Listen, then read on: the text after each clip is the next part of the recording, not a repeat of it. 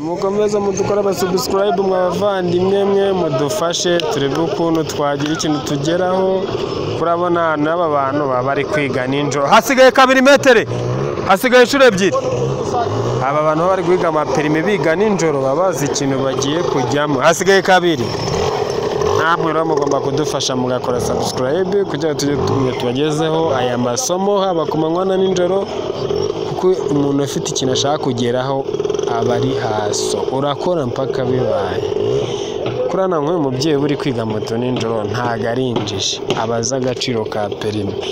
Nawe musore mubyeyi mukobwa ushobora kwicara mu rugo ukicara ngo perime ngo izaza ute, ukabitekerezaho ukumva igisubizo cyo kuyibona ntigishoboka kuboneka, uba ugomba kurwana nayo mpaka wigejeje mu ikofi.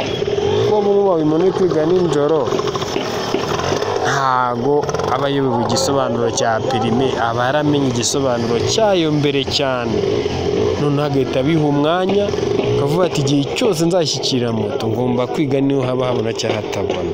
Iki kintu nawe ugomba kugishyira mu bwonko w'umuntu mukuru, ukaba ati iki kintu reka ngerageze nyishake byange nagerageje. Gusa iyo wagerageje ukaba umwanya ntibinanga, ibi bintu ikintu biba bisaba ni amafaranga n'umwanya gusa. Perime igomba kujya mu ikofi. Aho ni 100 metere wanjye, komeze mukore subscribe turebe ukuntu ibintu byagenda bigenda. Mete byabaye 4, byabaye 1000 nagitwaye, nyago cyarenga 5 mwana. Mbese wakirenza ntago warenze aya narebe